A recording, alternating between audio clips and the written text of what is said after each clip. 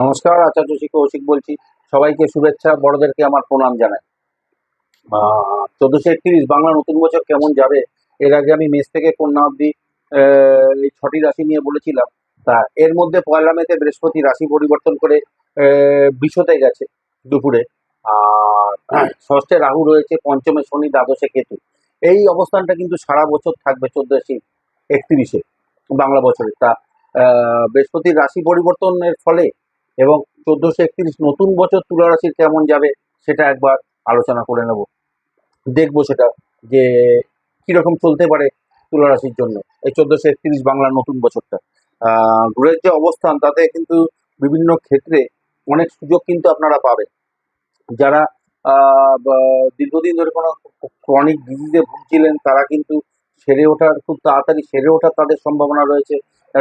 যারা বিদেশে চাকরির জন্য অ্যাপ্লাই করেছেন তাদের সুযোগ আসবে, বা বিদেশ যেতে চাইছেন তারা যেতে পারবেন। বিদেশে আবার প্রচুর সুযোগ পাবেন আপনারা। ষষ্ঠে রাহু কিন্তু প্রচন্ড ভোগ করায়, ভোগী করে তোলে। জাতক বা জাতিকা যারই জন্মছকে ষষ্ঠে রাহু থাক না কেন, রাহু কিন্তু প্রচন্ড ভোগী প্রকৃতির করে তোলে। দ্বাদশে কেতু রয়েছে মোক্ষ লাভের কারক। আপনি যেটা চাইবেন সেটা কিন্তু মোটামুটি পাবেন, এটা ধরে নেওয়া যায়। আর পুরনো যা যোগাযোগ ছিল, যেগুলো বিচ্ছিন্ন হয়েছিল, সেগুলো কিন্তু আবার ফিরে আসবে, নতুন করে ঘটবে। কারো কারো ক্ষেত্রে আইনি সমস্যা যেটা আপনাদের ক্ষেত্রে ছিল, বা আইনি জটিলতা যা ছিল, তা থেকে কিন্তু সেগুলো সমাধানের রাস্তা খুঁজে পাবেন, সেগুলো কিন্তু সমাধানের দিকে এগোবে। আর জীবনে নতুন কিছু পরিবর্তন কিন্তু একটা ভালো গ্রহের যে অবস্থান থাকবে, একটা কিন্তু পরিবর্তন হতে চলেছে। তা কর্মক্ষেত্রে কর্মের পরিবর্তন হতে পারে, কর্মের স্থান পরিবর্তন হতে পারে, আর ইন্টারস্টেটে বদলি হতে পারে কর্মের ক্ষেত্রে। অনেক পসিবিলিটিস আছে। আর কর্মসূত্রে বিদেশ যেতে হবে, যেটা আগে বললাম, বিদেশ যাওয়ার প্রচন্ড পসিবিলিটিস আপনারা পাবেন, খুব ভালো সুযোগ আছে। ষষ্ঠে রাহু, রাহু কিন্তু অনেক কিছু করাবে। দ্বাদশে দৃষ্টি দিচ্ছে রাহু। তা দ্বাদশে রাহু বা শনির দৃষ্টি থাকলে কিন্তু বিদেশ ভ্রমণ হয়, এবং সেটা কর্মসূত্রে হবে, সে বিষয়ে কোনো সন্দেহ নেই। রাহু, তার কারণ হচ্ছে রাহু রয়েছে মিনে বসে, হ্যাঁ, ষষ্ঠ ভাবে। আর মিনের যে অধিপতি বৃহস্পতি গেছে কিন্তু বৃষতে, তুলাতে। বৃহস্পতি আর তুলা রাশি, সেও শুক্রের কিন্তু অধিপতি। তার অধিপতি কিন্তু শুক্র, তার কাজেই এটা কিন্তু পুরোপুরি কানেক্টেড। তা এই জায়গাটা কিন্তু মাথায় রাখতে হবে আপনাদের। আর কারো কারো ক্ষেত্রে আবার এমনও ঘটতে পারে চাকরি চলে যেতে পারে, এটা মাথায় রাখবেন।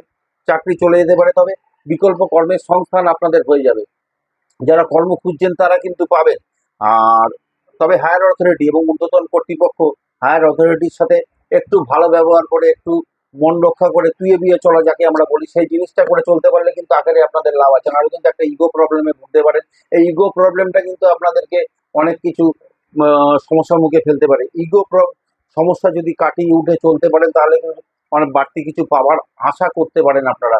অনেক জীবনে নতুন কিছু পাওয়ার আশা কিন্তু অনেকটাই রয়েছে আপনাদের ক্ষেত্রে। কাজে এই সময়টাকে কাজে লাগানোর চেষ্টা করুন, সময়টাকে কাজে লাগান। খুব ভালো প্রসপেক্ট আছে যার গ্রহের অবস্থান রয়েছে।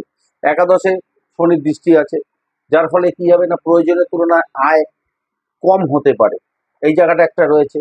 আর পয়লা মে বৃহস্পতিতে পরিবর্তন হয়েছে, সেভিংস কিন্তু কিছুটা হলেও বাড়বে। আগে যেটা সেভিংস হচ্ছিল না, সেই জিনিসটা কিন্তু এখন ঘটবে। আর কোথাও যদি ইনভেস্ট করতে চান, সে ইনভেস্ট করতে পারেন। সে আর সবচেয়ে বেশি যে ইনভেস্টের যে সম্ভাবনা যেটা দেখতে পাচ্ছি, সেটা হচ্ছে কোনো ফ্ল্যাট, সম্পত্তি, বাড়ি, এসবে ইনভেস্ট করলে কিন্তু লাভবান হওয়ার সম্ভাবনা সব থেকে বেশি থাকছে। আর উত্তরাধিকার সূত্রে একটা প্রাপ্তি আছে, এটা পাওয়ার সম্ভাবনা প্রবল। আর ব্যয় হবে কিন্তু সন্তানের পড়াশোনার জন্য প্রচুর ব্যয় হবে। যারা হায়ার স্টাডিজ করছেন, উচ্চ বিদ্যার জন্য বা খুব ভালো সময়। তারা বিদেশ যারা পড়তে যেতে চাইছেন তারা যেতে পারবেন। চাকরির জন্য কম্পিটিটিভ এক্সামিনেশন যারা দেবেন ভাবছেন, তারা দিলে তাদের কিন্তু সাফল্য লাভের সম্ভাবনা কিন্তু 90 থেকে 100% পর্যন্ত যার বইয়ের অবস্থান আছে।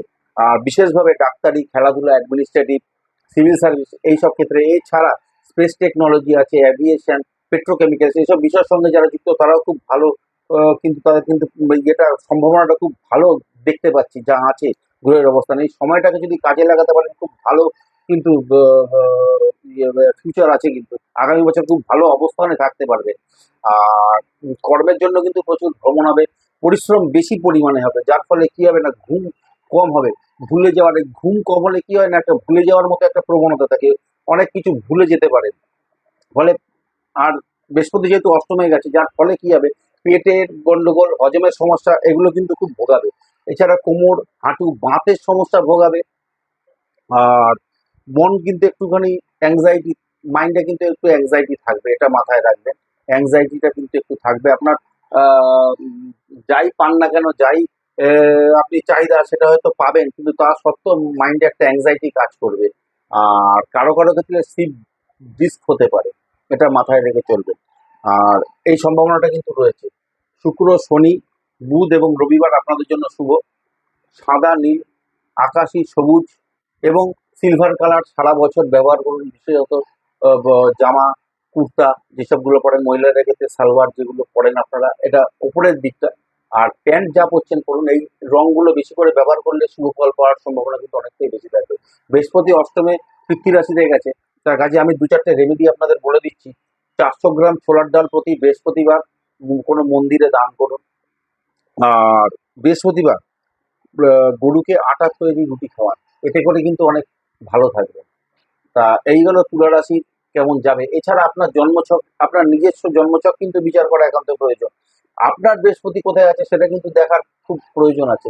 আপনার বৃহস্পতি পৃথ্বী রাশিতে বৃহস্পতি থাকলে একরকম রেজাল্ট দেবে, বৃহস্পতি যদি বায়ু রাশিতে থাকে তাহলে কিন্তু একরকম রেজাল্ট দেবে। যেরকম বৃহস্পতি অগ্নি রাশিতে ছিল, মেষ অগ্নি রাশি, তা এখন গেছে পৃথ্বীতে, আবার দৃষ্টি দিচ্ছে কিন্তু জলরাশিতে, বৃশ্চিক জলরাশিতে বৃহস্পতি দৃষ্টি দিচ্ছে। তা যাই হোক, এই হচ্ছে তুলা রাশি 1431 কেমন যাবে এবং বৃহস্পতির রাশি পরিবর্তনের ফলে কিরম কাটতে চলেছে। তা ভালো থাকবেন, সুস্থ থাকবেন।